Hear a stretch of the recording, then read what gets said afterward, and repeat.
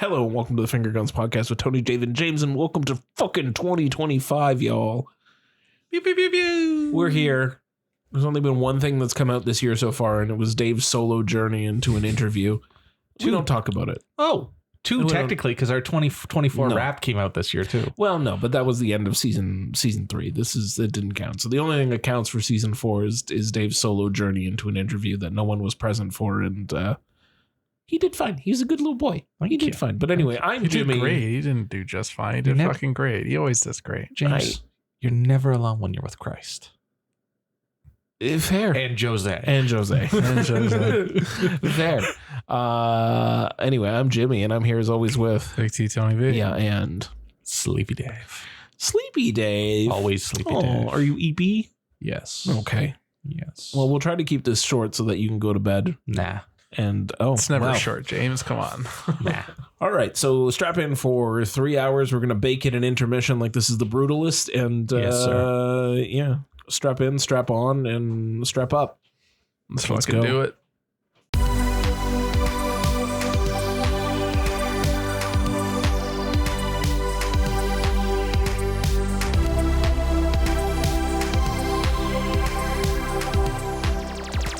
So, do we want to do this kind of old school style, like best man worst and shit? I do, but before we do. Oh, yes, you want to mention your little solo journey. I do want to talk about my solo journey. Yes, if you haven't had the chance to listen in yet, I had the opportunity. Which you should. You definitely should. I had the opportunity to speak to Jose Avellino, Gilles Corbett Lorenzo about Young Werther, which is in Canadian theaters right now. Canadian cinema looks amazing. Yeah, looks really good. Shot in Toronto and Hamilton. Ah, okay, of course. Yes. Sure. So at there's a pretty big scene that takes place at Leuna Station. Nice. It's like a pivotal scene in the movie. Yeah. So it's a fun little movie. I saw it at TIFF. Tony saw it at TIFF, and I've seen it a couple times since then now. Yeah. And it's enjoyable. A couple times since then. Yes. Is it sticking with Dave? I've seen it at least 3 times. I know. I've noticed. It is sticking with me. Yes. No kidding. That's interesting for you. Well, I had the opportunity to see it at a private screening last week. La-di-da. Yes. And then afterwards, I got to learn how to waltz with my wife. So that was kind of fun. That's awesome. Yeah. And have very fancy food that Tony and I were somehow not invited to. Yeah. Yeah. Sorry, boys. It's okay. He didn't want to learn to waltz with us. It was a date night. Oh, it was a date night. He's putting his hands up. It's like we're accusing him of something. You can't teach your brothers how to waltz, but you can teach your wife. Next time, I will bring you guys to teach you how to waltz. Okay. Well, fine then. But yes, good job on the interview. You did great. Thank you. Thank you for running our ship and having a very fun conversation with Jose. I really enjoyed listening to it. Yes, it was wonderful, and he loved my Barbenheimer poster. Yeah, which was in the background. So we got to talk about that, and then we talked about it at the event. So that was kind of fun. Nice. It is an excellent poster. This is true.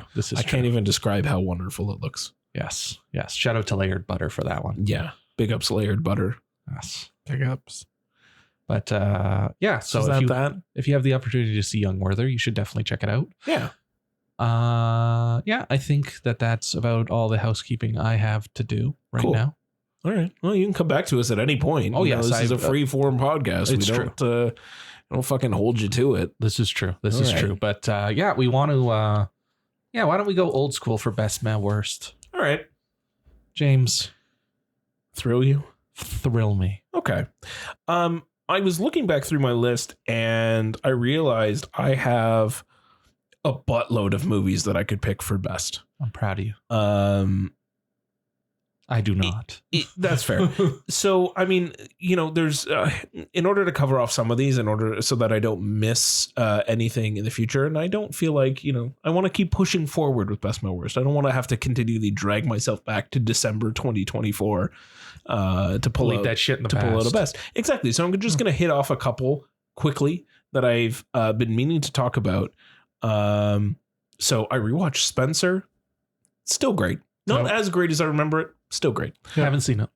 Still. You haven't seen it? Buddy. James, there How are did that so many happen? movies that I have seen in my life, and there's very few that I haven't. This is true. Look I how long I literally watched a movie last night with Tony called Crack House from 1989 that has less than 500 reviews on Letterboxd. Fair. Like, Yes. Well, yes. Look how long it took him to watch fucking John Wick Chapter 4. This is is a true. very good point. This is he true. will get to This is Spencer in about 6 years. yeah, 5 to 6 years. 6 years. I also watched my last movie of the year as just a fun fact ended up being Sister Act, so that's cool. But I also Good did film. watch Challengers, and that was a trip. I enjoyed that a Nice. lot. Straight fire. Straight up. But the movie I'm going to pick for my best, because I haven't Dave's reenacting the Tennessee. because I haven't so I guarantee that I have seen this movie at some point over the last 24 years. Okay. But for the life of me, while I was watching it, I couldn't remember a single thing. Like, it was all new to me. Yeah. And that movie is Training Day. Really? Yeah. I Okay. guarantee you I've seen it. Yeah. But for some reason, when I was watching it, I was like, it was watching it for like the first time, and I loved it. Yeah. It's fucking nuts. Yeah. That first needle drop where fucking Still Dre comes on as he gets in the car. Oh my God. Like, it's fucking insane. Isn't Dre and Dre and Snoop are both in it. Yeah, it's Snoop Dre and Snoop are both in it. Macy Gray. Macy And Gray's Macy in it. Gray is Yeah. in it too. I was just It's, thinking of Nelly because Nelly has isn't number 1 on the soundtrack. Yeah. Yeah. That movie is like a fucking chokehold, though. It grabs you by the throat and just holds on to you for its entire runtime. This thing all happens in a fucking day. It's nuts. But Alright, incredible. question. Yeah. Does King Kong have shit on you? He ain't got shit on me. Yeah.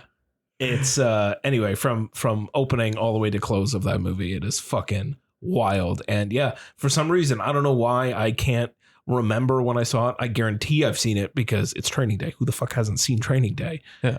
But if I don't know what it was, it just left my memory completely, and I basically got to watch it fresh in my own mind, and I loved it. It was excellent. So if you haven't seen Training Day in a decent amount of time and want a great fucking opportunity to just watch a batshit crazy chokehold of a movie, throw it on. It's it holds up. It's been 24 years and that thing is still fucking fucks. As written by David Ayer. As written by David Ayer. Everybody gets one, and that was it. He had The Beekeeper. He did not, Dave. He did not. I'll give He him The didn't write. Beekeeper. He didn't write Beekeeper. Oh, he didn't write Beekeeper? No, No, it was your buddy Wormer. It was right? fucking Wimmer. I just Yeah, listened never to mind, this I take it episode back. recently. I take it We back. fucking hated on Wimmer a lot. I That take, episode. I take Take sorry, it all Ayer, back. I take it back. Yeah. Buddy, Fast and the Furious. Sure. Come on, give it to me. Just David. Do you David. want me to give you Suicide Squad while I'm at it? No. You What about can Bright? think of it. No, not Harsh Bright either. Times. SWAT. buddy. SWAT. I could. There you go. There you go. End of Watch. End of Watch. Actually, Yep, End that's of a good Watch one. is actually pretty good. That's a Okay, good you one, can yeah. have End of Watch. End of Watch is pretty good. Fury. Fury. Yep. Another Decent. good one. Decent. Anyway, Turning Day. There's my best. I'm trying to keep it short. All right. Go. So I'm starting 2020 or not 2020. Fuck. I'm starting Did you have a 2025. seizure? What was that? Yeah, That was me. That was me rewinding time. Yeah, he got there. He's back. He's back, everybody. back. Am I 20 gainfully employed now? baby steps. Baby steps. Anyways, so I'm starting this year off very controversially. I'm going to bring up a movie that is an absolute classic, and it is an all-timer, and it is still one of my favorite movies to this day, but it has a controversial figure in it. So we're going to do our best to separate the art from the person. Okay. And I am talking about a film called The Usual Suspects. Oh, sure. Okay. That movie slaps. Does it Slaps still? fucking hard. Okay. Which person are we removing from here? Are we removing Bryan Singer? Or are we removing Kevin Spacey? So two Both. people. So two controversial figures. Yes. I keep forgetting that Bryan Singer is actually a person. I just would rather just admit that he does not exist. That's true. It came up like it was like when during the credits it was like Bryan Singer's film, and I was like, that's fucking weird. But anyways, this movie fucking amazing. Me and Melissa, it was like a Sunday afternoon, and Melissa wanted to watch a crime thriller. I couldn't think of any crime thrillers. I was like, do you want to watch a heist movie? And she was like, yeah, let's watch a heist movie. And for some reason, The Usual Suspects came instantly into my head. Sure. Movie is absolutely incredible. It moves at lightning fast speed. Yeah. The score, holy shit. Oh yeah. It is so thrilling at moments. Like my fucking heart was coming out of my chest. Nice.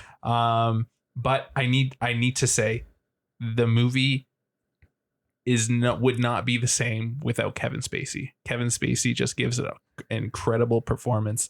And there's a shot on the movie, I'm talking, I like to talk about my put it on the wall kind of things. There's a shot in the movie when the part when they box the cop car in and they're trying to get the jewels and stuff. Spacey like kicks open the door, and he's literally just like lying there with an Uzi in his hand. He has like a mesh on his face, and he's smoking a cigarette through the mesh, and he's just kind of, his head's tilted, and he's kind of just looking at him with the Uzi on him. And I'm like, holy shit, like he looks so menacing right now. But that is such a beautiful shot, because like you have absolutely no idea. He doesn't say anything. He just looks at them, and it's absolutely creepy. Like it says so much. Yeah. And I thought you were talking about the scene when he drops the Kobayashi coffee cup. And it's like he's wearing the cowboy boots. Melissa was on her phone, and during that moment I was like, Melissa, for the love of Christ, just put the phone down, watch this scene. And she sat there and she was like, well, it was a pretty good scene. I was like, yeah, you stupid, like, get off your phone. But case in point, she loved it. I really liked it. I forgot about some scenes. Gabriel Byrne, so good. Stephen Baldwin, so good. Benicio del Toro. Oh yeah. Oh my! I sent you guys my favorite scene in the movie. Even like Pete Boswaite, Postlethwaite. And then like other little people where you're like, that guy. Kevin Pollak in it? Kevin Pollak's in it. Chaz Palminteri. Chaz. What's his name?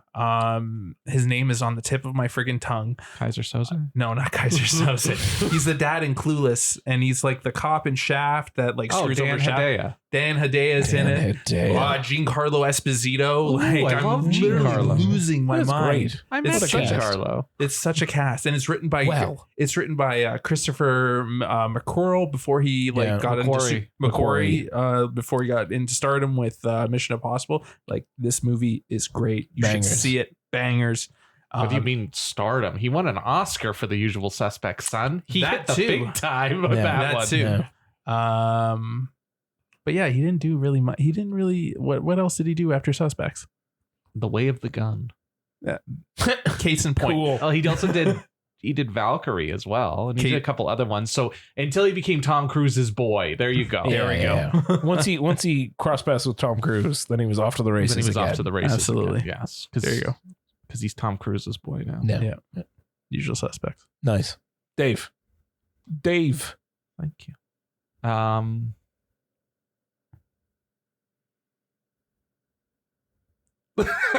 Cool, man. Cool. That was great. You know what's great for everybody listening? Silence. Dead air. Yeah, it's where they great. think it stopped. Just where they have to look down on their phone and go, fuck, is it still playing? I'm sorry. Did I run out of data? I'm sorry. Yeah. I'm sorry.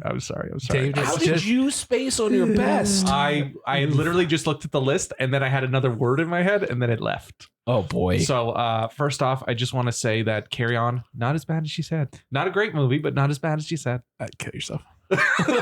I still haven't watched it, but Dave told me that too, and I was like, well, Tony just made me not want to watch it, so I feel like I'm just going to stick with that opinion for now. And I watched Honey, I Shrunk the Kids with my son. Oh yeah, nice. Good one. How did I ended up watching it 3 times in the course of 24 hours, so he really liked it. Sick. Stuart Gordon classic.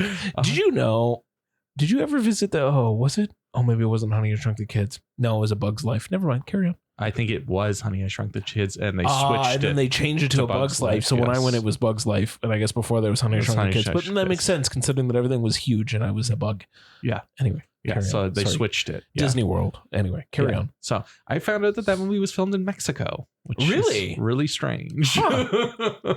But yeah, kind of fun. I guess it all takes place in a backyard, so who gives a shit? Yeah. Still pretty fun. And, the fact that Tony's boys Yuzna and Stuart Stuart not Gordon. Rick Moranis? No. Yuzna and Gordon were the producers on it and came up with the idea. Yeah. So that's nutty. Yeah. But yes, Rick Moranis. Love Rick Moranis.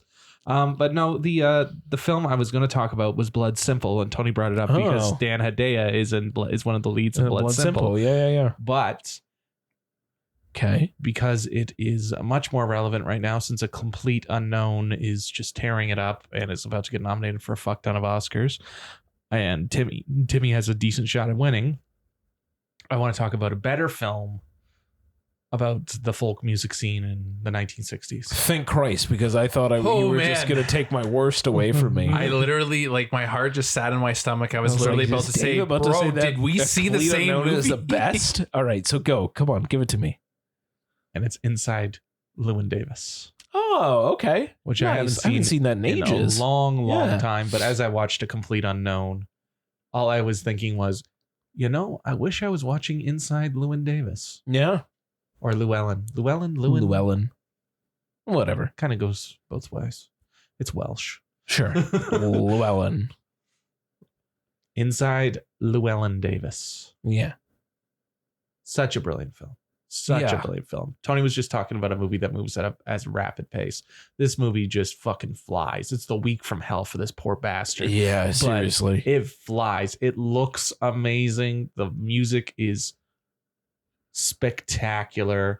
Fucking, oh my God. Oscar Isaac is probably his best work. He's so fucking good in that movie. So fucking good. Interesting. Okay. Yeah. He's really good. Kate, I usually hate.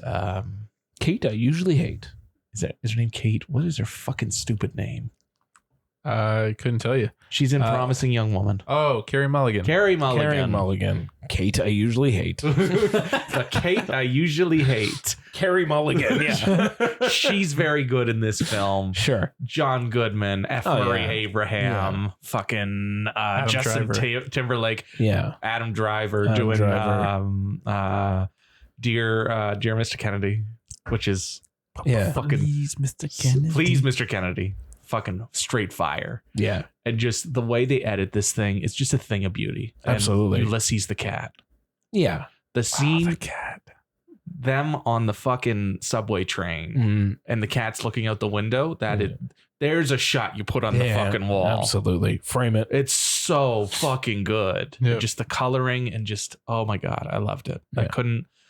I couldn't get enough of it. And I was just laughing like a hyena watching this movie. And I was like, this might actually be the Coen brothers' best film. Interesting. I haven't seen it in a while, so maybe I feel like I need to give it another look-see. It's straight fire. But it's hard to unseat Lebowski, Dave. I didn't say Lebowski's not my favorite.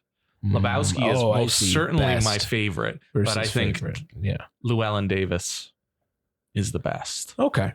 Fair enough. Because I just love that movie. It's so fucking good.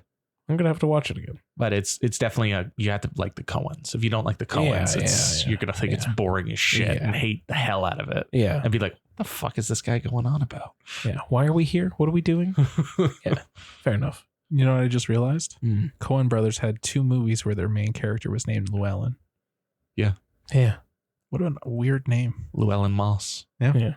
Llewellyn. And to correct you, their best movie is No Country for Old Men. We'll come back to that. We might have to have a lively Coen debate, I guess. We got to watch a bunch of them though. Yeah. Yeah. We got to bring back Oh Brother, Where Art Thou? Buddy, I've never seen that. I saw it once and I was way too young. Yeah. I saw it in the last 10 years. It's pretty good. I also love that the Soggy Bottom Boys.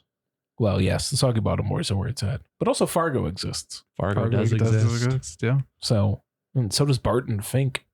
We're going to sneak into an R-rated movie. We're going to go see Barton Fink. Yes, I also would like to watch Barton Fink. There you go. I got that on Kino. I also do. But you should watch Blood Simple if you haven't seen that. Okay. Yeah. I think we watched it when we went through Blood Simple. Yeah, we went through a Coen Brothers kick and we got a bunch from the library. That was one of them. I don't remember liking it. So I just counted it as a first time watch because I remember nothing. All right. But it is very You got good. it on Criterion, right? I do. I have it on 4K Criterion. All right. You can throw it my way. Yeah. James. I gotta like it's a high meh, so I'm gonna preface that before I get into it. But just give a quick shout out to another high meh that I had was We Live in Time. Nice. It was a high meh. I really enjoyed that one. It was pretty good. Yeah. The last 10 minutes of the movie is like it feels like a completely different film than what you watched through most of it. I last don't like half hour or whatever it is. I don't like the whole cooking. Yeah, it's weird. It feels like it just becomes a different movie at the end. Yeah. But I was gonna say cooking concert, but big shout outs to the time that I had to pause when the fucking carousel horse came on, because I had to pause it and laugh hysterically because it is the silliest thing. I saw it when I saw it at the TIFF. I just just chortled. Yeah. Another high meh, Insomnia. It's nice. The remake. Nolan's remake. Yeah. With Pacino doing his most exhausted detective look. I think he just was exhausted, to be honest. Good method acting just by showing up as Pacino. But the one I actually want to talk about is one I'd never seen before, Primal Fear. Ooh. Yes. I think I also just watched you just watched it as well. I saw you watched it and I was like, I haven't seen Primal Fear in a while. I've never seen Primal Fear, so that was a first for me with our boy Edward Norton's first role, which good for him in this. A very solid court drama through and through. And I didn't, outside of O Canada, I guess I felt like I needed to watch another Richard Gere movie. And what a good one to pick. Nice. He's great in it. It's he's excellent in it. The case itself is pretty wild and interesting, and just when you've kind of think you've got it figured out, a twist comes in and you're like, oh shit. Yeah, there's like a very jarring twist. I remember there's a couple of jarring twists. They have those like the Watch Mojo on YouTube. They always have these like random ass top 10s and like biggest twists. And I remember Primal Fear always popping It's up there. It's a big it's up there. The one that comes in at the end is it's a nuts. big twist. Yeah. Nice. I've never seen it. And like it all relies on Edward Norton nailing his role, and he nails it. Like it was his first. It's his first role. Yeah, his first role. Like what a way to make a fucking splash on the scene and really show that like you are going to be somebody. Yeah, because he's excellent. Like you buy him, his character, hook, line, and sinker throughout the whole thing. Yeah, it's a big dick swinging role. Yeah, it's fucking. He got nominated for an Oscar. He sure did. Do you know who he lost to? No. Cuba Gooding Jr. For what, radio? Jerry Maguire. Jerry Maguire. Radio. Yeah, that was later. Shades, this fucking guy, radio. I will say the one thing that, and I left it in my Letterboxd review, but Stephen Bauer's in it, who Tony and I and Dave affectionately know as Manolo or Manny from Scarface. Manny. And this is a small spoiler if you've never seen Primal Fear, but he dies in this one too, and I was like, oh man, Manolo can't catch a break. He really can't. Poor guy. The poor guy keeps dying. Anyway, so the supporting cast in that movie is nuts, dude. Like it's Tony, do you know who's in this movie? Primal Fear. Yeah. He's gonna say Richard Gere. Yeah, as their main, right? We have Laura Linney and Edward Norton, John Mahoney, Alfred Woodward, Frances McDormand. The year she won for Fargo. Andre Braugher. Yep. Which what? Joe Spano. Yeah. Tony Plana. Yeah. Maura Tierney. Yeah. I love Maura Tierney. So do I. I love her. She's so good. It's just all the way down. Like John Locke, Terry O'Quinn is in it. Yeah. Yep. You keep you go down this list, you're watching it and you're like, oh, that guy's going to be in TV soon. That guy's going to be huge in TV. That girl's fucking a big star. Like it's ridiculous. Yeah, they already were. Or they were. Yeah. Right. Because like Homicide would have been on at that point. Homicide was on. That's right. Yeah. Frasier was on at that point. And then The Big C was coming. Yeah. Lost was coming. Yeah. And then Richard ER would have been on. And ER would have been on. I don't know if she started on ER right at the beginning. No, she started a few years later. But still, like, again, ER. like. So anyway, if you've never seen or haven't seen Primal Fear in a long time, and you should watch it. It's good. Yeah, give it a watch. It's a solid. It's not like a fantastic movie. It's just a really solid court drama. It's really silly. It does, and it's long. It's a little bit too long for its own good, but for the most part, you're kind of like you're hooked on it. Yeah, you're hooked on it. Yeah. It's good. Nice. It's And worth a watch. And it's another movie where the Catholic Church is under the microscope. You love those. We love those. we love when a bishop eats it. Oh God, classic. Yeah. Tony. So for my meh, I am going to go with a little film that you guys probably have never heard of. It's from the 1970s. Go on. It is a spaghetti western by ways of a Japanese gangster movie. Sure. It features one of my favorite actors by the name of Sonny Chiba. I do love. Oh, we do love Sonny Chiba. And it is called Yakuza Wolf. Oh, That's my favorite movie of all time. What do you mean I've never heard of it? Fuck you. Sonny Chiba channels some real Clint Eastwood vibes in this one. all right. Basically, he's trying to save his sister who has been kidnapped. Sure. And he literally just mows down an army of Yakuza. Sick. Yeah.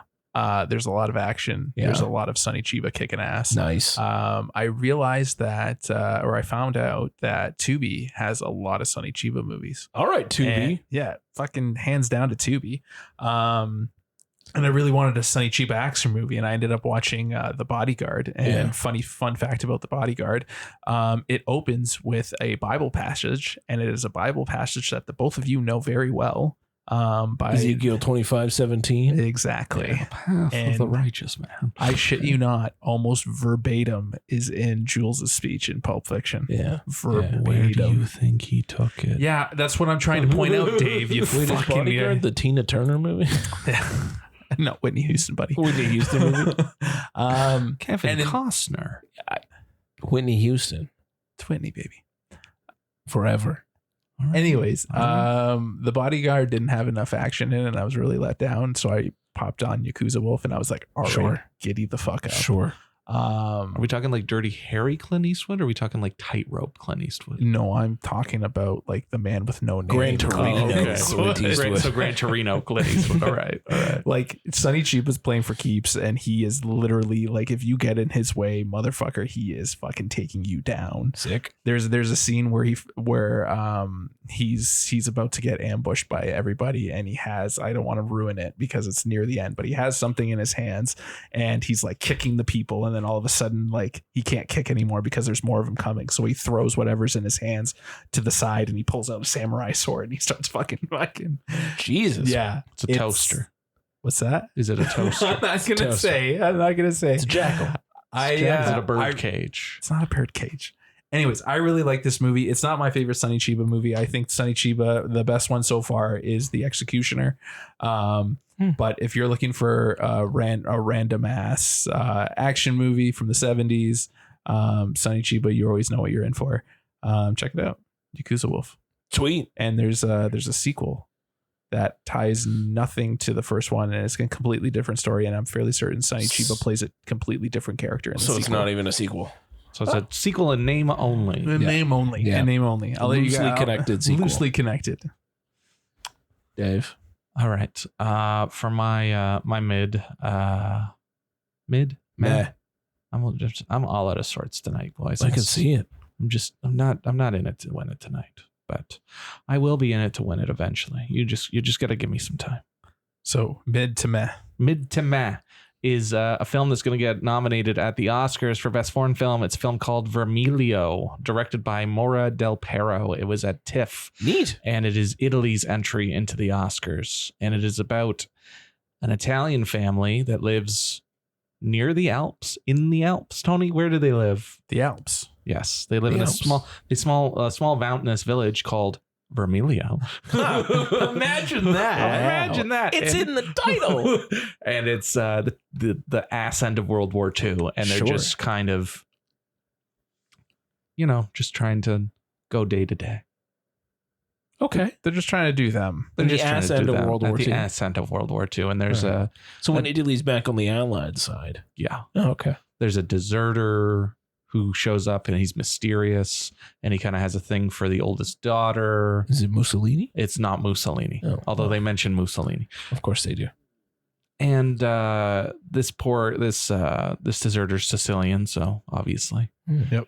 Mm. But all of that to say, another one of those films that Tony loves to just mount on the wall. He thought it Beautiful film. He's like, I like the parts that took place in the Alps. And I was like, well, Tony, the whole movie takes place in the Alps. So Do you see what happens, Tony? Do you see what happens when you meet a stranger in the Alps? You see what happens. You see what happens. all of that to say, this movie is torture to watch. Have you ever seen paint dry? I have, in fact. It's like that. Oh, Have you ever listened to like the wind in the grass? I have. I've heard the Whomping Willow. Probably more exciting than this movie. Wow. Like quiet, And it's let's listen to the grass grow. It's ending up in a meh. Yeah. It's Did the way it was shot really account for all it the... looks very Jane. No, it does. All of this it does. to say, it does looks look beautiful. Okay. Production design is absolutely stunning. Is this motherfucker gonna let me speak? The production design is stunning. Excellent. The mise en scène is so wonderful, and the acting is terrific. Oh, okay. And it's just very The story is fucking dull. It's just the way it was told is very dull and very monotonous and very okay. Why are we still at this? Right. Got it. It's Okay. very artsy. Got it. Very So artsy. It's in Understood.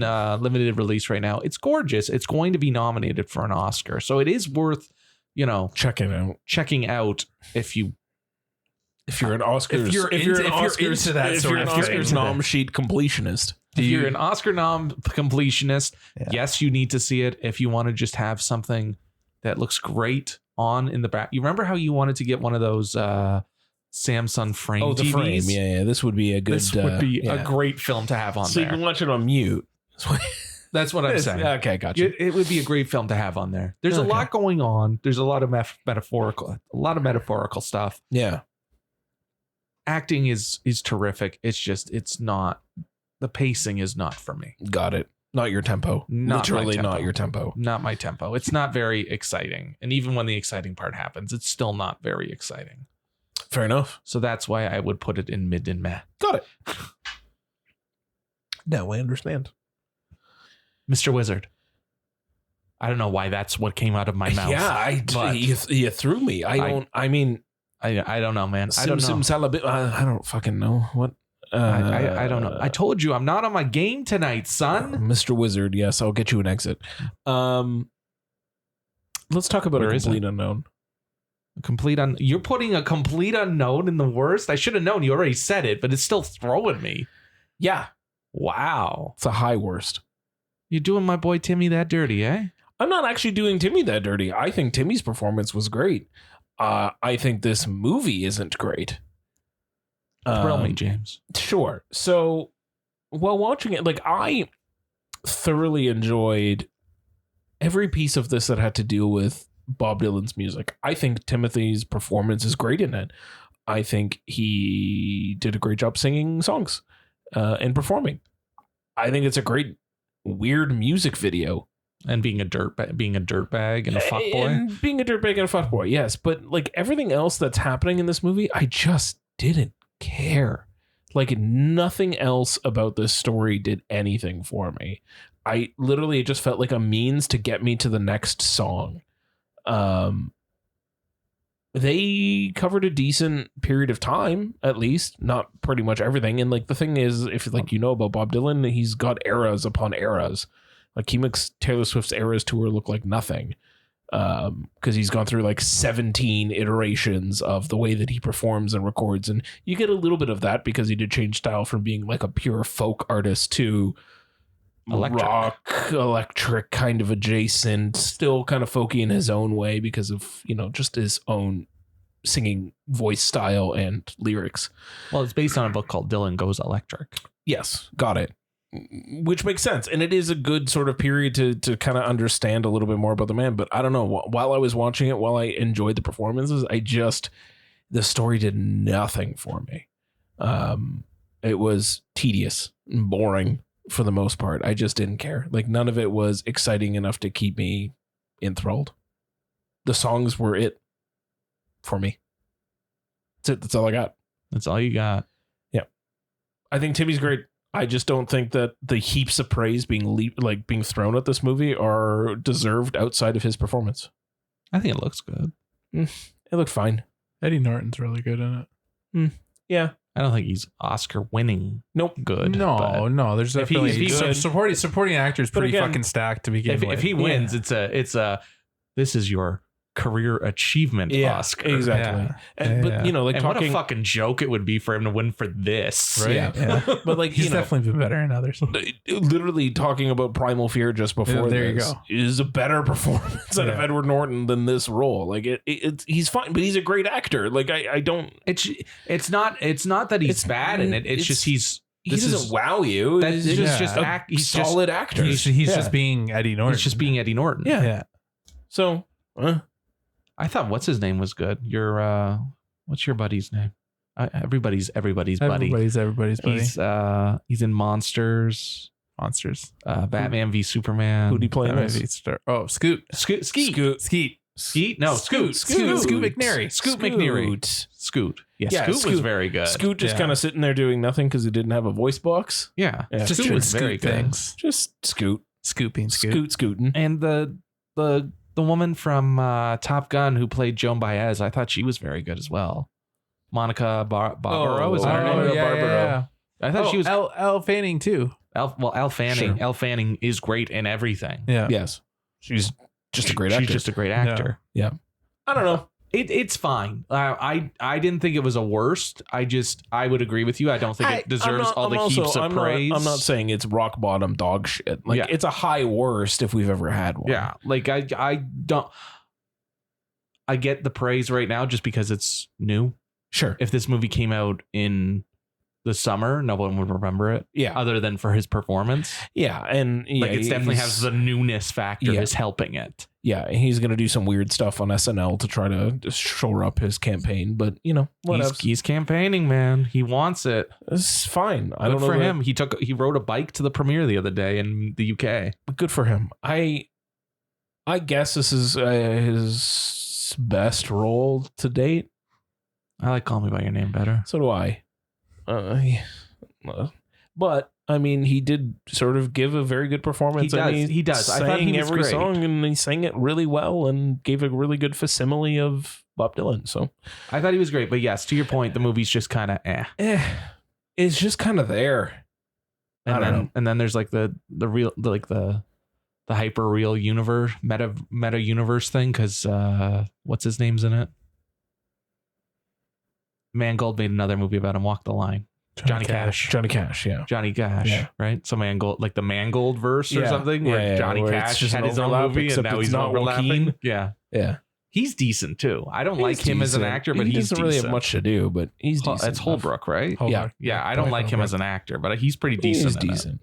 Sounds the same in everything. Yeah. Because that's Southern accent. Yeah, exactly. They needed him for that accent, and he delivered that accent. It's Cool. true. If you got it, man. Yeah. that's Flown true. it. It's true. Anyway, that's it. All right. Tone. This isn't quite what was it? Where you said bottom of the barrel dog shit? Yeah. It's not quite that, but like it's pretty near close? that. It's pretty close. Yeah. What are we talking about? Scraping the bottom. Scraping the bottom for sure. I'm talking about a 2004 movie with remember when Jimmy Fallon acted? No. Yeah. Try to forget. Try to forget. Jimmy Fallon's in it. Queen Latifah's in it when they tried to make Queen Latifah a thing. Oh no. Queen Latifah is a thing. Is a thing, but she's not a thing in this. I am talking about 2004's Taxi. Oh yeah, Taxi. It's a remake. That's a movie. Yeah, written by Luc Besson. Luc Besson. Probably. That's- I think he did the original French ones. He definitely did. What a movie. What a film. What a film. It's crap. Why did you watch that? Yeah. Melissa really likes Queen Latifah, and we really just wanted a stupid comedy. And Hey, you that didn't one watch fit. the one where she goes skiing? Which one was the one? Oh no, that's Last Holiday. That's last holiday. Yeah. Yeah, we watch that every Christmas. Okay, Melissa good. loves that movie. Good. Like 'Cause it's adores silly. that movie. Oh yeah, it's super Yeah. silly, but it's super heartwarming. Great. And you like if you Well, can't. that's why I'm wondering why we didn't watch Last Holiday instead. Yeah. Well, because we already did. We watch it again. Yeah, we It's should. better than watching Taxi. Yeah, and then yeah. Anyways, there's a couple good bits. I find it hilarious that the robbers are another heist movie. The robbers are models. Yeah. Victoria's Secret models actually. Right. Yeah, Right. you Yeah, it's all see. coming back to And me. there's fast cars and try to like forget, but and Queen Latifah's car like morphs into like a freaking Fast and the Furious because Naturally. like it was like during that time where like they needed Sure fast was. cars. Yeah. You need to have a nitrous oxide taxi. Yep, she definitely had that. And they definitely had the little shot where she presses the button. Of course. Yep. The aughts were a weird time.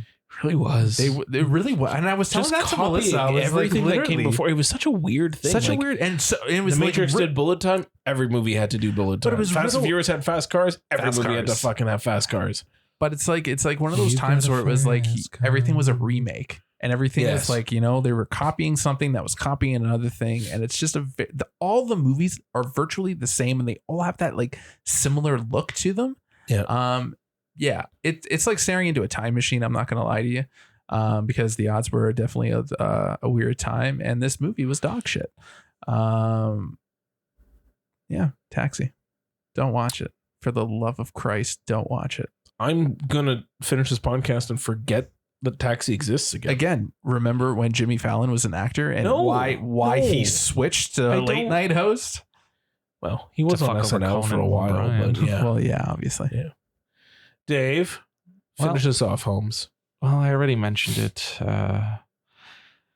It's a film called Crack House. Oh, this is your worst? And You're- it's- last night you were like ready to fucking buy this movie. I'm still ready to buy Oh, it. don't do it. Oh, don't Dave. do it. It's directed by Michael Fisher. Who You know what? No, wait. Before you go on, I'm making a rule here and now on this podcast. If you put a movie into worst, It's a you're not high worst. you're not buying it. I'm not buying A Complete Unknown. You're not buying Crack House. It's I don't care how pretty the poster art is. I don't care what fucking happy hand job essays it comes with. Oh, they I got, don't a, care if they it got a comes 4K with. copy of I don't this. care if it's like Shaft and it comes with an entire other movie on the special features. You're not buying it. Are you done? Yes. So tell me about Crack House. So it's it's directed by Michael Fisher, who also directed 1988's Death Spa. Great film. Great Excellent. film. Another Excellent great film. We saw that movie together as well. We did. Oh, We that's did. cute. Yes. Did you just see all his movies together? Yeah, it's just So the thing far. that we have it together. So far. So yes, Vinegar Syndrome is bringing out a course. remaster of Crack House. So I was interested in it. So we watched it. Apparently Vinegar Syndrome's has extended scenes, which would make sense because this movie cuts to black a lot. Funny. And it definitely feels chopped up. And for a movie called Crack House, it's very odd that nobody actually is seen smoking crack. No one's doing crack. No, they're all they're- doing no. crank. No, they they're do do- it. no, they do Oh, it. it's They do it, off but screen? nobody That's funny. is seen smoking it. That's funny. And nobody is seen snorting cocaine, even Wow. though like the whole movie is about cocaine and crack, and Yeah. nobody is actually seen Wow. doing it. You see them like chopping up the line, and then right before they're about to do it, it cuts to black. Or like you Wow. see them like light it up and get it all like the crack all like good and ready What? to go, and then it just switches to something else. What weird Sunday worship church got a hold of this and That- protested for Funny these that you fucking say cats? that. that you Yes. say that. Because the film, it's definitely R-rated. Yeah. It has a lot of swearing, a lot of gratuitous violence, a lot of gratuitous nudity, but it feels like an after-school special. Yeah, I was gonna say it sounds like a church Because produced it after is- school special it is- movie. It is very The much. dangers of crack. It is very much about a young couple in the inner city of inner city LA high school, and they want to get out of their circumstances, and he ends up getting arrested because he was involved with a gang. Right. A gang war. He got involved Right. there, and then while he's in jail, she falls in with a bad crowd and starts smoking crack. Oh jeez. Oh jeez. So it's jeez. very much after school special. And it's funny that you mentioned Shaft because one of the detectives in the film Yeah. is played by Richard Roundtree. John Shaft is in this. He's John not in it Shaft. enough. He's God not in damn it it. enough. enough. God And damn it. the movie is 90 minutes. Apparently the Vinegar Syndrome's 95 minutes. Wow. Big- All those big cut to changes. black so you could just watch people do lines and fucking snort crank. So the whole time they keep mentioning this like otherworldly figure named Stedman the whole time. They keep mentioning Stedman. Yeah. And about an hour into the film, you finally meet Stedman, and it's the actor who was credited at the top of the film, like has title, main billing, and it's Jim Brown, and he is like Stedman. He's Stedman, and he's the one running the titular crack house. And Jesus, he is a fucking menace. Jesus, he is a piece of shit. Fucking like he is just. I don't think he's having fun, but he is just dialed in, and it is disturbing. Wow, watching Jim Brown act as Stedman. Wow, but yeah, it's the dialogue is not very good. The editing is horrible. The acting is just kind of there. Cheese for life, man. And cheese for life. Like, there's a lot of parts that are very, very inadvertently funny. I am intrigued to see what the non-cut up version feels like, because it reminded me a lot of another Vinegar Syndrome film that I actually do have, and it's Tammy and the T-Rex. If you've ever seen that, which was a PG or PG-13 rated film that went direct to video in the 90s, right? And it felt really oddly chopped up, right? And then Vinegar Syndrome brought out an R-rated cut that was suddenly not chopped up, and you realize why it was chopped up. And you're like, God. Oh, this movie is a totally different film now. Huh. So it's one of those that I'm intrigued to be like, oh, maybe it's a totally different film now. Yeah, yeah. Or maybe it's just shit. Yeah. I mean, it's 5 minutes. It's 5, but it was only 8 minutes for T-Rex. Well, and it made the difference. Yeah. So wild. We shall see. But that's Crack House, which exists. It's a film. It's very much what you would say. It is a film. It's a film. Sometimes Dave rewound it because he couldn't believe what the dialogue was. He's like, I got to hear that again. I was like, Dave, it's not going to get any better. This feels like a movie you should watch with subtitles, so you could just read it as it comes out. And we did. Wild. We did, because we couldn't believe that they were saying some of the things they were saying. Yeah. G's for life, James. Just G's for life. You know what? I want to watch it with James when the new version comes out. We'll see if they have a rental copy. All right. We'll rent it and we'll watch it. I can deal with that. We'll take a shot every time somebody says G's for life or something horribly racist. Oh, it's G's for. I thought you were saying cheese. No, cheese, man. Cheese. Maybe cheese, motherfucker. Oh my God, James. Yeah, we're watching this. All right, we're watching this. Deal. Shall we do a little spooky? Yeah, let's get spooky. Oh, guys, I'm gonna blow your fucking minds. Sick. Evil lurking deep inside, its darkness knows no limit. So listen closely if you dare. This is the Shudder Minute. Wow me, thrill me. Continue. Season 4 Shudder Minute me. So spooky for the inaugural. What segment is this? Shudder Minute. Okay. Yeah, is everybody off the game tonight? I don't know what the fuck y'all talking about. I'm good. Anyways, inaugural episode of the Shudder Minute. For 2024 season 4 or 2025 season 4. The season premiere. The season premiere. Minute premiere. The Shudder premiere. I have a little film continuing on my train of controversy. I have the 2002 Gaspar Noé's Irreversible. Oh, but I have a little. You went to hang out with your favorite boy Gaspar Noé. Yes, and Vincent Cassel. Well, I mean, what is Gaspar Noé without Vincent Cassel and Monica Bellucci? Oh shit! So I have one caveat. Have you seen Irreversible? No. Oh, so should I? Oh, I'm about to tell you, it's going to be a little bit of a descendant because I need to go on a little bit of rant on about this movie. So this movie is traditionally told out of order. Yeah. Rashomon style? Not Rashomon style. It's just backwards. Like it's backwards. Memento style. Entirely backwards. Entirely backwards. Oh. Anyways, Shudder has brought out the straight cut of this movie. The forwards edition? The forwards edition. They call it the straight cut. Sure. You talk about Nora doing a 360 and going a completely other way during the third act. Oh boy. Yeah. This movie is a vibe. It's a real vibe. Like I don't remember. I've seen Irreversible once.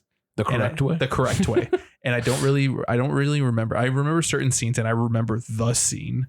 But I didn't remember certain parts. And this movie's a real vibe.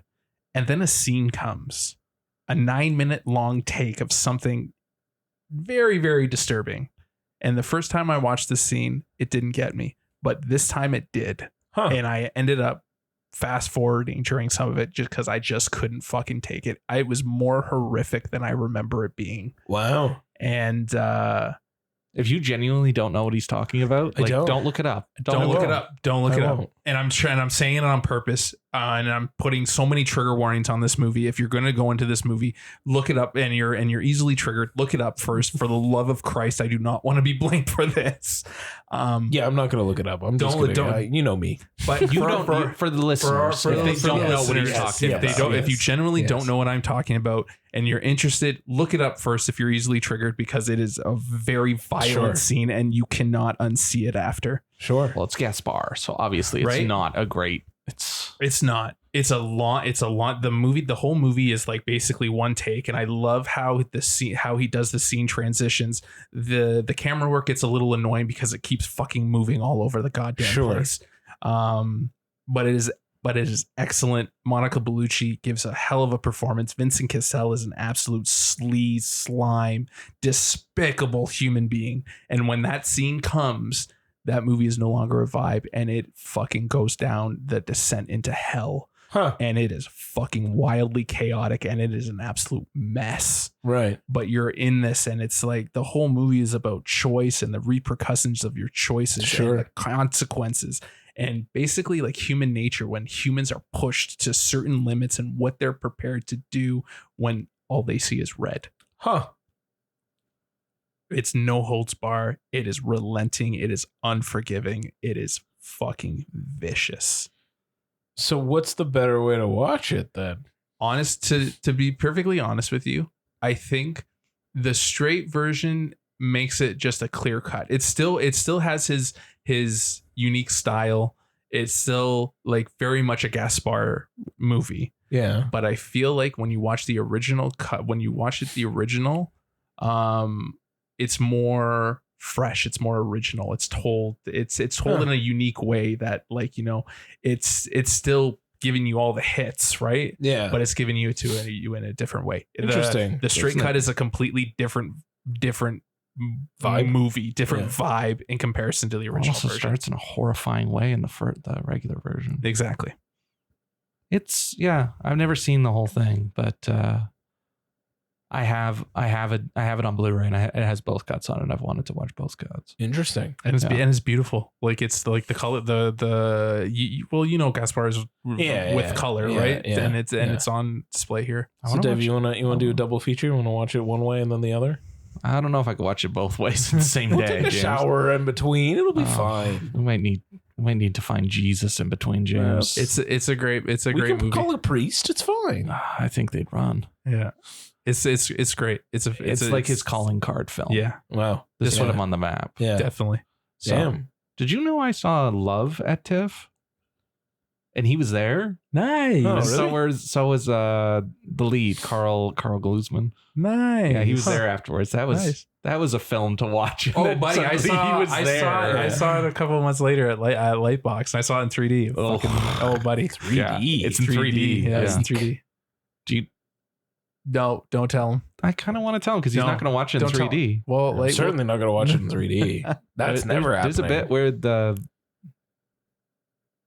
where James, he jizzes on the camera. He jizzes on the camera, and it's a 3D ejaculation. Tony, did you go? Oh, It did kind of get weird. It kind of get weird. Yeah. I saw it with my boy Pat. That was a journey. Yeah, it was a journey. It was just funny that he showed up. He was there after. Right? Yeah. See, you saw it with the guy. I saw it with the special lady friends. Oh, that's fun. Did she appreciate it? Well, she was into outhouse stuff. So like, and she was a fan of Gaspar. So yeah, she did like it.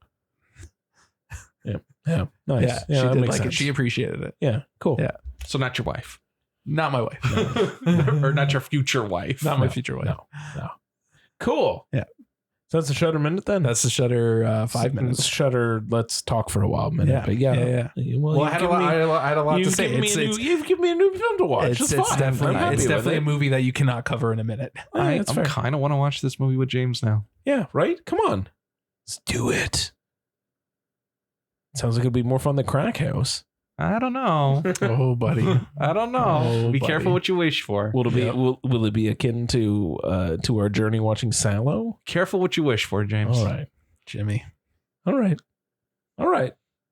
So let's get into a main segment then. Yes. A main movie to talk about just finally came out in a much more easily attainable format where you could go to a theater and watch it, even though in our region it's not in very many theaters. Better Man. It's semi-wide now. Yeah. It's like a half chub in terms of release. Semi-wide. There. Semi-wide. Better Man. Yes. The musical biopic extravaganza of Robbie Williams' life. Yes. Robbie Williams, who apparently is not well known in the US. No. And apparently that's a problem for people. Then they can't go see the movie because they don't know who he is. Which I think is a bullshit reason not to see it. I think it's other reasons. I think, okay. Let's get into what this movie is a little bit first before we start breaking down other things about it. So it is a straight up musical biopic. It is. It is about UK superstar Robbie Williams. And I will say he's a superstar in the UK because he is. He is. It's a big deal. He's a big deal. And the entire movie is everything that you expect and know about a biopic, about a musician. It's everything you expect and want and know about a musical, except the entire time, Robbie Williams playing himself is a CGI ape. Well, he does the voice. The sorry, yes, yeah. The mocap is being done by someone else, another gentleman. His name is yes, but he Jono is Davies. Yes, but he is doing the full vocal performance of Robbie Williams as a fully CG ape. Okay. If you remember, if you've been listening to us for a little bit, you will know that Tony and I have been talking about this film since September when we caught it at TIFF, and when you had Tony at CGI Ape and you both went and missed the first 10 minutes or so. We did legit miss the first 10 minutes. Yeah, I don't think so. Tony doesn't think so, but I was sitting there watching this film again, and I'm like, I don't remember any of this. Fair enough, buddy. I'm telling you, we did not see most of that. I'm telling you. We missed a crucial chunk of that movie. No, it doesn't change anything. It doesn't change anything, and it doesn't mean I don't like know you that, can still catch everything and understand and especially for the questions that you had. It didn't answer them. So no, not at all. Yeah, not at all. Yeah. For anybody who doesn't know, Robbie Williams has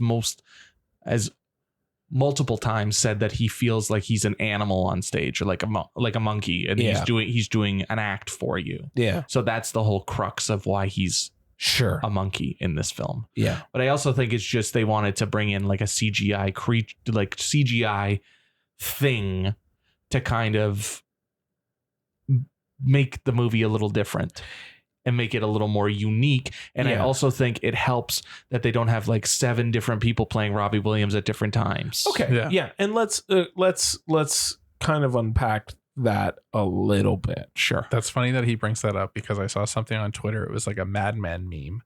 And it's Peggy, and Peggy's saying, "Oh, no one knows who Robbie Williams is in the U.S."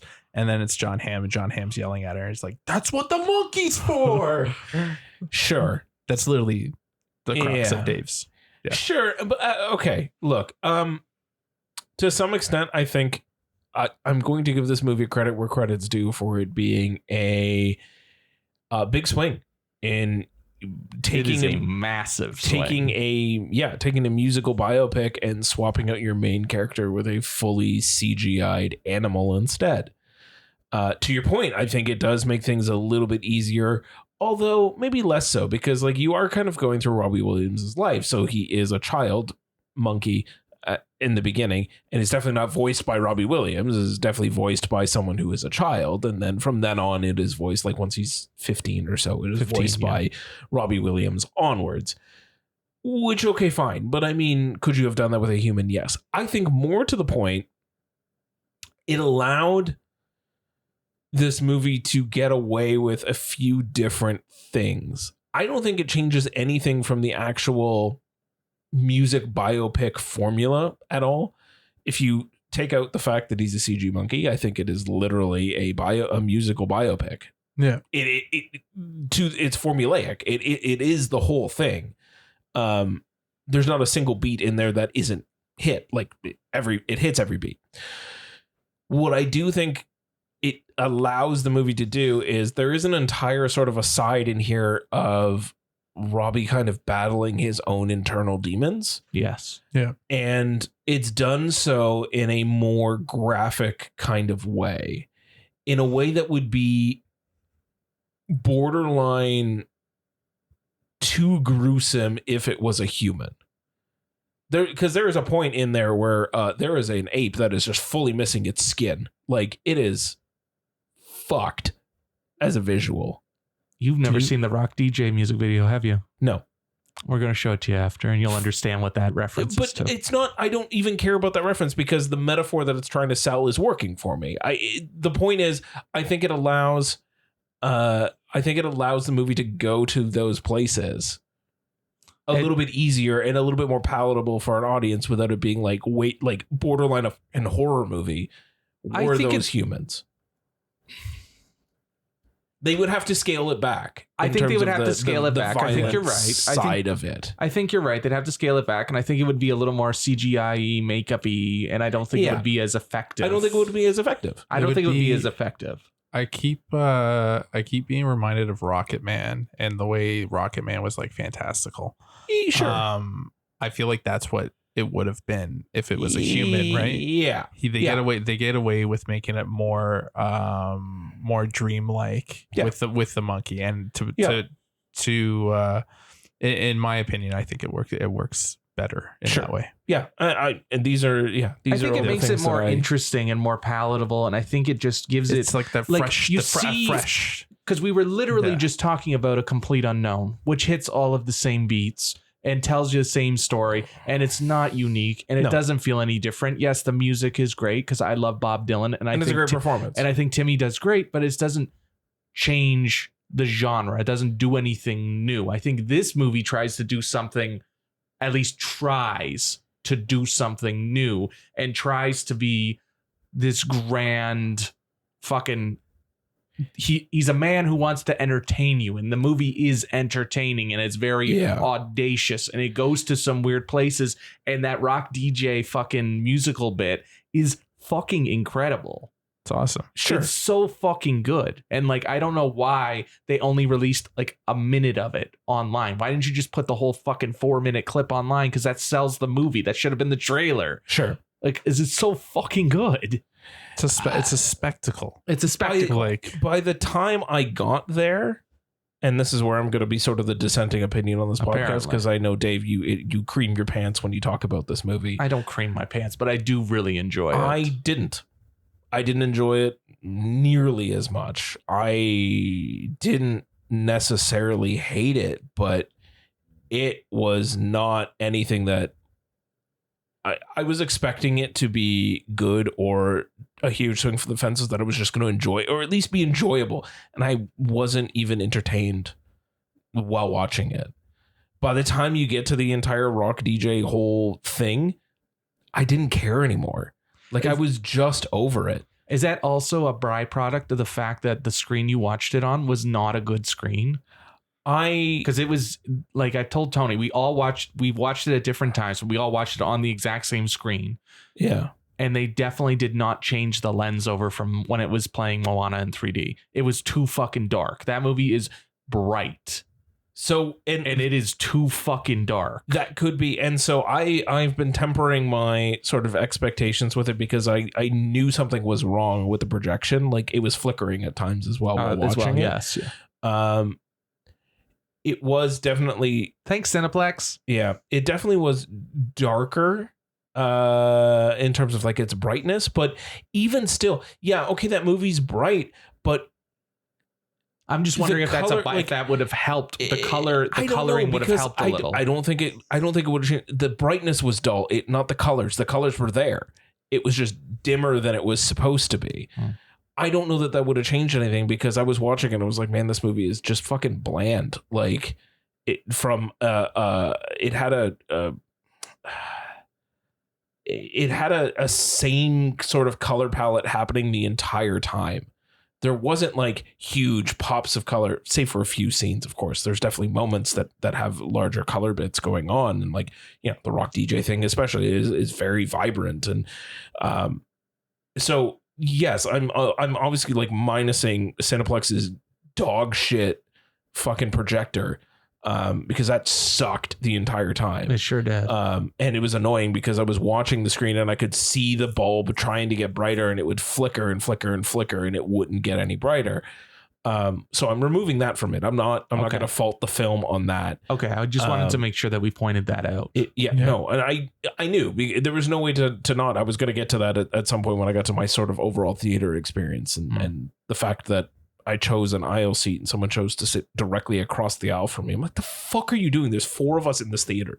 Like, you could sit literally anywhere you want. Why are you right here? Like, maybe they were looking for a friend across the aisle. Maybe they thought it would be a meet cute. Maybe they hoped it was a girl. Maybe. Or was it a girl? It was not. It was an old man and his wife. Maybe they were looking for a new friend. Maybe they were looking for company. Maybe they're looking for a third, James. Who knows? Anyway, that theater, first of all, fuck you, Cineplex, for putting it in exactly 3 theaters in like the Western GTA. That's bullshit. Like, you have to go to either Ancaster, Oakville, or Winston Churchill. That was it. Those are the 3 options to see this movie. That might not be their fault. Partially their fault. It's partially their fault. But it's not a super wide film. Sure. But those are 3 random theaters to pick. Like, there wasn't, like, it literally, the list ended. Like, it was just like, there's nothing else to even go to. I think it's also their fucking app is very weird with the search, with searching radius. It only gave you those 3 results. The times were junk. And also, to your point, that screen was fucking garbage. Yeah, it wasn't very good. It wasn't even masked properly when we saw it, because it was like super anamorphic, and I was like, why is there black there? Why am I seeing black parts of the screen? Like, that screen it should be fully fucking extended. I don't understand. Yeah, mine was at least better from that, but it was I think they fixed it after you. Yeah. Because mine was fixed for that, but it was just dim the entire time. Yeah, I was like, at one point, like, it was so dark. I was like, I don't even fucking know what the hell is happening on screen. But anyway, your criticisms are fair. Melissa has the same criticisms. Melissa wasn't as into it as I hoped she'd be. I don't know the song. Like, first of all, like, I don't have any sort of attachment to Robbie Williams as a musician. He's never really been on my radar, save from one song that I've heard on the radio a lot. Yeah. Is it Rock DJ? No. I'm Loving Angels instead. Oh, Angels. Yeah. Good song. Good song. That scene's very good as well. Very good. Which one was Angels? Well, just after Nan dies. Yeah. And he's singing in the graveyard. Instead. In the graveyard. Yeah. It's a good scene. I just, big swing, as I said. The rest of it just didn't do it. Like, the musical numbers didn't really do much for me. There was a moment during the first musical number after the boy band gets signed and they're like dancing in the street. That's Rock DJ. Yes. The CGI work when he jumps from a street onto a car, onto the bus, it just kind of zips him up there. And it's very noticeable that it was like someone just went, like, dragged on a computer and moved the model up onto a bus. And I was like, that was janky. And also, like, look, while I don't think it's a good enough excuse to say that, I don't know who Robbie Williams is, so I'm not going to go see this movie. In terms of just movies in general, you don't know who John Wick is, but you went to see a John Wick movie, right? However, that does a little bit of a disservice to the genre of film that we're talking about. This isn't an entirely fictional world that you are going to sort of lose yourself in. It is fictional world, but like, It's hyper based real on the life of a real person. And if you have no connection to that person, it's hard to get people to care. You have a movie like A Complete Unknown. Yes, it's formulaic as all hell. It is not a very good movie. I literally just talked about it. But it's fucking Bob Dylan. You know what's going to make people go out to see Butts and seats. But who's going to get butts and seats? A musical legend that is Bob Dylan. Robbie Williams is not a music. He's 50 years old. He's still got 40 years of his life ahead of him. Well, maybe 30 now. He did a lot of drugs. He did do a lot of drugs. But like, you know what I mean? Like his status might be huge in the UK and people have a beloved attachment to him for who he became, but that never translated over here. It would be like me wanting someone from the UK to care about a tragically hip movie. Like nobody fucking knows. Like, But I don't know who Robbie Williams is. I knew Rock DJ. but you're not the general public. That's true. That's the difference. Critics are not the general public. We will go see movies. We will, and I'm looping myself in this, but we will go see movies like this because we are critics now, James. I guess I've never so proud of you self-ascribed guys. that title to myself. So it's just a little bit weird. We are technically critics. Not technical. You are. As critics, we'll go see movies. I'll watch a fucking random ass Gaspar Noé movie without any trigger warnings because I don't care. Like I want to experience film. Yeah. But Like not I'm saying, it's everybody does. random ass. It's the movie he's known for. To me, is random ass. Yeah. But anyway, like I will. But that's also the point of this podcast is that we're supposed to be talking about these Yes. movies and encouraging people to go see them and experiencing these new things. Sure. And I think Better Man does a really good job of changing the script on the normal fucking musical not biopic. disagreed. Like he's doing fucking heroin. The monkey's doing heroin, James. Yeah, but there is. And I like how self-deprecating he is about himself. Like The narration to me got old really quick. that's fine. That's fine. I'll give you that. It's a crutch. It is a crutch. Yeah. But I just like that there's more of it feels honest. It is. It feels honest. It doesn't feel glazed over. Like I'm looking at like when I think about certain musical biopic movies, I'm thinking they glaze over like your boy Bryan Singer's fucking Bohemian Rhapsody. Yeah.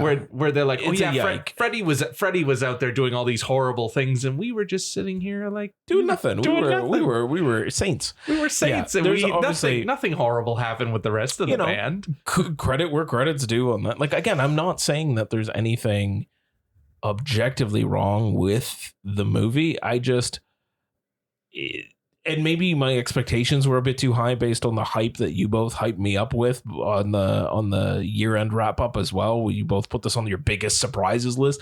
And I just kind of watched it and was like, I guess. I don't know. There was too much that kept stacking against it for me. That is not to say that I don't think people should watch it. I think it's a big swing, and I think it's something worth watching, and I think there's something to it that I've certainly never seen before in a musical biopic genre. I don't know that I would recommend someone to go rush out to the theater while it's still there, and certainly not fucking rush out to Ancaster while it's still there. Most certainly not. But what I would encourage, I would absolutely encourage. I'm not saying the movie's dog shit. I'm not. It's better than A Complete Unknown. I just don't love it. It's not. It's a meh for me. It's a middle. Watch it. See it at home when it comes out. Stream it where you can. Rent it if you have to off Apple. I'm just not the biggest fan where I'm saying go out to the theater. That's all. That's fair. Mr. Tony. Well, after it, there's really nothing you can follow up with there. But you guys know my opinion about this movie. I liked it significantly better the second time around. You liked it better the second time? Yeah, I love. Is it because you saw the first 10 minutes? Fuck off, David. Jesus Christ, we didn't miss as much. As you think we missed a lot, dude. We could literally fight until the cows come home. I'm telling you, we didn't miss that much. We missed a lot. Anyways, I liked it. I liked it better. I like the whole fantastical bit. I like that it like takes cues from Rocket Man and it just like goes off the fucking rail. Okay. Him doing lines and him in like bleach blonde in an Adidas tracksuit. Like I want to wear that Halloween costume. Like I want to do that. Sure. And feuding with Noel Gallagher. Yeah. Just no, like they're just calling each other cunts. Like it's fucking funny. Yeah, it's just the UK. Right, it's just the UK. But there's so many like tender moments, and I like that Dave brought up that like he doesn't really like hold any punches. Like he literally is just like, this is his life, this is what happens. And yeah, I absolutely loved it. The ending crushed me, as it usually does. And like his little like narration at the end where he was just like, this is my life, whatever, fuck yourselves. And then it ends. And I was just like, oh yes. I was telling Dave, I was so amped for this movie after I saw it that I wish I could revert my my runners up list, because it would probably be on the runners up. But that's just me. I love musicals and I love music. And the music in this is fantastic, and the musical sequences are just unreal. I think the love scene one with him and the one on the Nicole boat. Applebaum, is that who it is? Maybe. Yeah. Is that who the character is? Yeah. The All Saints girl. Yes. Yeah. I believe the CGI is not as good as I remember it being in that scene. No, it's but a little, I it's a do little think janky. I really like how it's shot, and I like how they compress their entire relationship into this 5-minute scene, or at least the entire first half of their relationship into this 5-minute scene, 5-minute song, into a essentially. 5-minute song. Whereas another film would have probably made that a big chunk of the movie. Yeah. Right. I like how they're playing with time, and how they're playing with different ideas. Sure. And I think using the CGI kind of helps them do that. And I think it helps with some of the fantastical editing elements. Yeah. So to your point about Robbie Williams and not giving a shit about Robbie Williams, if it was a fictional character based on Robbie, like part of the life story of Robbie Williams has inspired this fictional character. If it was the exact same thing, do you think you'd feel different? Do you think it would be a bigger, like a more appealing movie? Because you're like, it's not Robbie, it's just a character who's kind of inspired by this random UK megastar that never really translated over here. Yeah, I mean, maybe. I don't know. To what Tony was saying about, like, you know, you love musicals, you love music in general, and I mean, I do as well. But song wise, there wasn't even a standout for me that I was like, I didn't leave the, like, you know, you go see Wicked, and I left the theater with fucking Defying Gravity stuck in my head. I left Better Man and went, cool. Like, there was nothing that hooked me. See, you say that. I left the theater with fucking Rock DJ in the back of my head. Did And I nothing literally for me. told Melissa, and I'm pretty sure Melissa wants to divorce me now. Yeah. But I literally said that Rock DJ sequence was better than the entirety of Wicked. That's ridiculous. Well, to you, yes, but to me, no, because that scene is just, it's like a hype thing. Like, you're amped. It's just like, yeah, like this is fucking cool, man. Like, this is great. It's flowing. It's the pacing is absolutely. I didn't even. A lot of people were praising the editing too, and I didn't love it either. It was very like camera whip panning. Yeah, and I'm not a huge fan of camera whip panning. It gives me a little bit of whiplash. But that's just me. That was what they were going. It was like you were getting bombarded whiplash because he was getting, but because he got famous real fucking quick, and then all of a sudden he's just thrown into this world, and he's just like, what the fuck do I do? Yeah. So to me, they accomplished it. Sure. But again, that's just my opinion. I think it's going to be a cult movie. I think it's going to get bigger. It's destined to be a cult movie for Hopefully. sure. Like, you're the first dissenting opinion I've heard. But I'm not the only dissenting opinion. I never said that. Certainly I never look said through that. Letterboxd, but out of the people you know, not even just that. Like, just like the things I've been reading online, you're the first dissenting opinion that I have read that's straight up not a big fan. Everybody else everybody who I have seen speaks like me and Tony, where we're like, we're really surprised by this. This really took us aback. And the people we spoke to at TIFF, who we told to go see, said the exact same thing. So it's not like, I'm not telling you you're wrong, because obviously you are entitled to your opinion. Yeah. But I'm just saying that it's the first dissenting opinion that I have heard. Yeah. Well, So It was but we always will see. going to divide audiences. It was always going to be polarizing. Like it's one of those, it was I- the destined way- to be a I polarizing also film. don't think they should have spent $110 million on this movie. monkeys Well, cost money, James. It's an Monkeys cost money. independent. It's an Get it. independent film though that Yeah. Paramount just bought. Yeah, I know. And I'm they- not and saying there's a Paramount. rumor- I'm just saying in general. There's a rumor that That's they a lot. bought it because they knew it would be a cult thing, Yeah. so they I didn't mean, expect to recoup the money. Sure, people can speculate all they want, and especially in hindsight now they can be like, oh yeah, it was totally planned that it was going to be a cult thing, and they Yeah. didn't think that it was going to be huge because it had a lot of good word of mouth coming out of film festivals. Like, it's different audiences, but anyway, that's neither here nor there. I just don't think, maybe a Robbie Williams biopic you spend $110 million on, and then worldwide it doesn't even gross all that much, because it should do very well in the UK, and It's not. It's You're right. not. You're It's right. not. You're right. This is a shame. So- But we shouldn't It's a also shame. define a movie by its box office. and I'm not. That certainly didn't play. I didn't even know that going into the movie. I found that out afterwards, and I was like, "Oh wow, that's wild."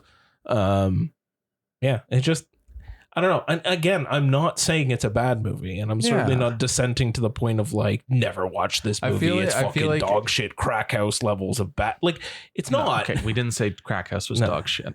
Well, okay, fine. It is kind of trashy. It's Um, trash. No, but like I feel like it was a little overhyped for you. I feel like your opinion of it probably would have been different if you saw it with me and Dave at TIFF. Yeah, maybe. But yeah, no, like Dave said, it's destined to become a cult And hit. I mean, I will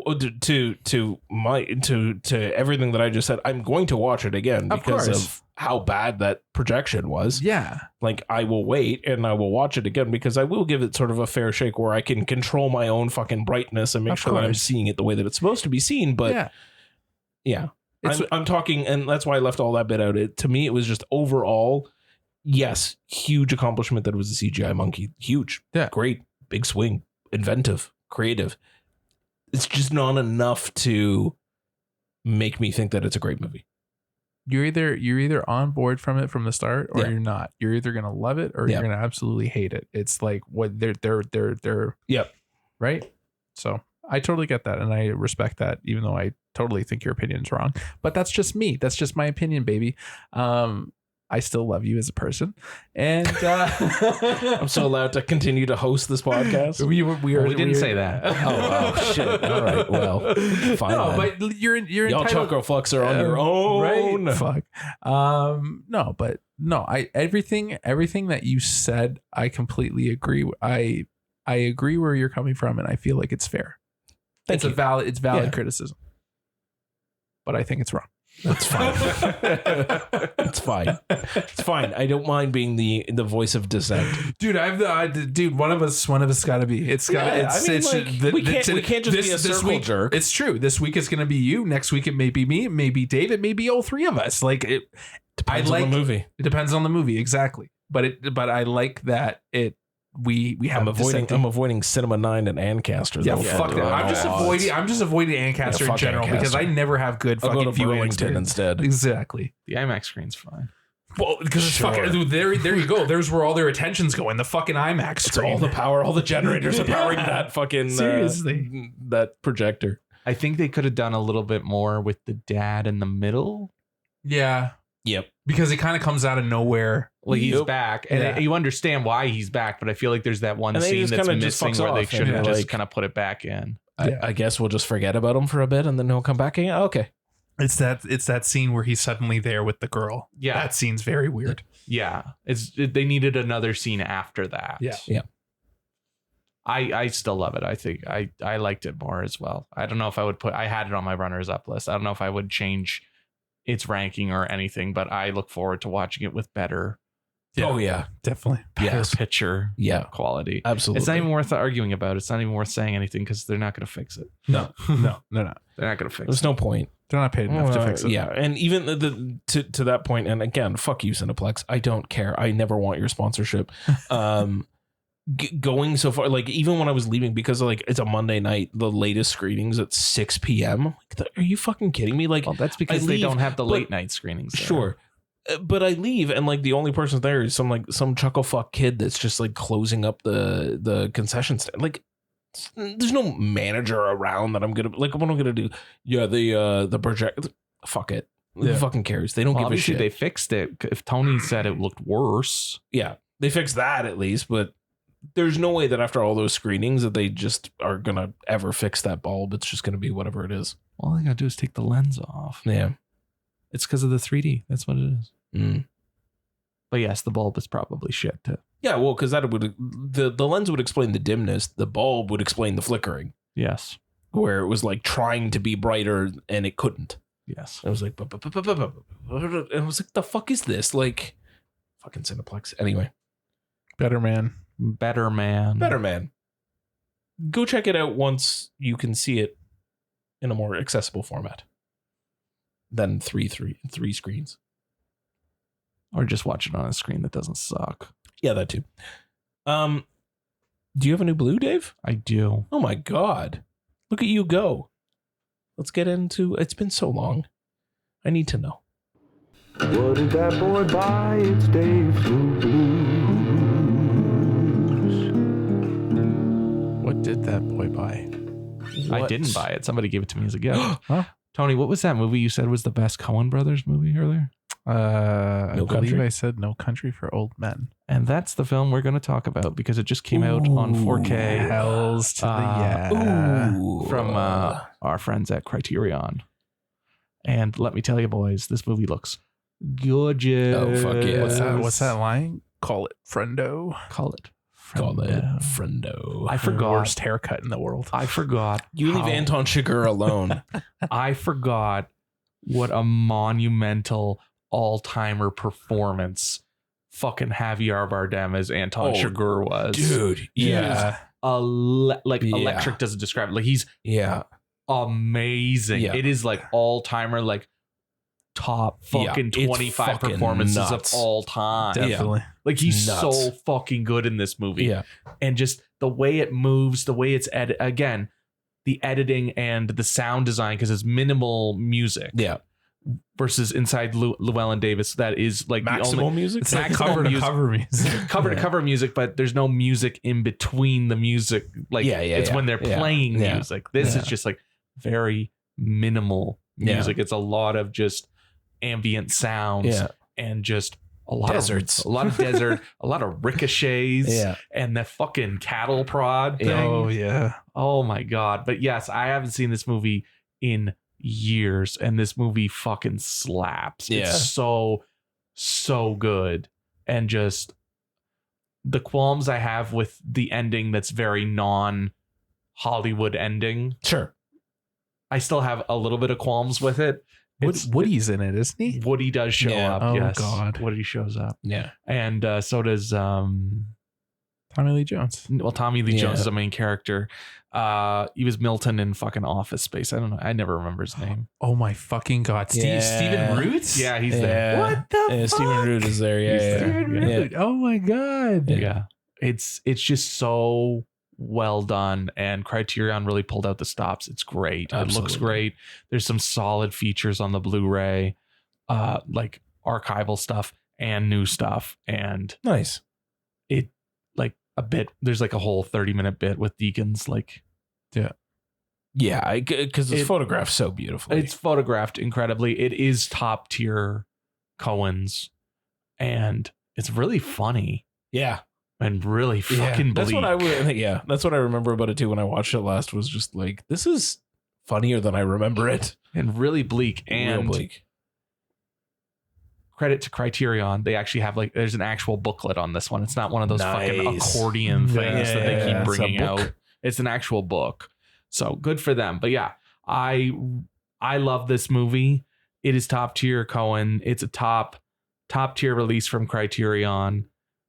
It's a Best Picture winner. If you like collecting Best Picture winners, you definitely need it in your collection. If you like Coen's, you need it in your collection. If you like Criterion's, you need it in your collection. If you just like good movies, you need it in your collection. It's one of the best films of the last 25 years, the last quarter century. Yeah. We're in 2025 now. It's We been are a in quarter of a 2025, century. quarter century. Yeah. I saw that movie theatrically. Fuck. Damn. I also saw when that it movie first came theatrical. out. yeah. And yeah, I haven't had a new blue in a long time, It has and been I'm a while. very, very pleased that this is one that I got. I got a question for you. Both, actually. Sure. Do you? So I have this issue with There Will Be Blood, not an issue with the movie itself. It's more of a mental issue. You just don't want your Const- milkshake taken. Well, yeah, that's the problem. Right. No Country for Old Men and There Will Be Blood to me blend for some reason because they were the same year. They were, yeah. And they both have to deal with deserts in a way, and they both have incredible performances And in megalomaniacal fucking and performances. Yeah. So for some reason they bleed in my head, and anytime I'm thinking of No Country, I'm also thinking of There Will Be Blood at the same time, always. And then I just feel like I need to watch both of them back to back. But like, what a banger year for weird desert megalomaniac performances. It was a good year. Yeah, definitely. Michael Clayton too. Oh, Well, man. Yeah, that also exists, I guess. Michael Clayton. I haven't seen that in a long time either. Jesus. You know what you don't need to see, Dave? Is it Michael Clayton? It's Michael Clayton. Tom Wilkinson, right? Tom Wilkinson. Yeah. Pour one out. Yeah, pour one out. He gives a fucking... Tilda Swinton won Best Supporting Actress that Yeah. year. Yep. Yeah, she did. George Clooney is really good in it too. Maybe we do need to rewatch Michael Clayton. Maybe. Tony's wooing me again. I want to see There Will Be Blood. I haven't seen that in forever. I want to watch that first. I haven't seen that in forever. God, I that want to go movie to fucks. I want to go down a P.T. Anderson rabbit hole. Okay. I'm Yeah, going to start with coffee and cigarettes, like yeah, or Hard 8. Hard 8. Yeah. Yeah, I don't think I've ever seen Hard 8, I've to be never seen honest. it. New And I Kino coming out. Ooh. Nice. Well, maybe now's the time to see Hard 8. And I really want to watch Licorice Pizza again. I saw a trailer for it Yeah. recently, and I was It's just been a like, while. "Fuck, good man, stuff. this is a good." I've movie." seen it again since. It's Well, good we have stuff. the untitled PTA movie scheduled for this year. Oh yeah, that's true. If it actually comes out, fingers Fingers crossed. Fingers crossed. There That you would go. be that would be something, considering that whatever the Coens are doing separately is not working. Yeah. So, They're supposed to be doing a movie together soon. they got back together. They got the band back together. I think they just wanted to do some stuff separately. It's That's not fair. like It's not Oasis. it's not like Oasis or the Safdies. Sure. Yeah. Like they just wanted to do some separate stuff. Fair. Because I know Ethan has another movie coming. I think it comes out this year, and God willing, it'll be better than Drive Away Dolls. We hope. Sorry, Nikki, crossed. it's terrible. Lord hopes. But yeah, No Country for Old Men. Nice. That was great. Thanks for bringing that back. It's been a while. You're very welcome. So I guess that wraps us up then Yeah, for this season 4, episode 1, season premiere. episode. We're looking forward to getting back to you in 2 weeks. Regular scheduled programming. We are sort of regular, I think, all the way up until we get to the Oscars, baby. There might be a couple of surprises here and there. And we like to keep everybody on their toes, but for the most part, we got some regular stuff planned now. Yeah, We got a flow. We got a rhythm. We got a groove. yeah, Stella got her groove back. It'll be good. that should be. So until then, I'll remain Jimmy, and I'll be here with Big T Tony B. and Very sleepy, Dave. excellent, and we'll see you all soon. Fare thee well.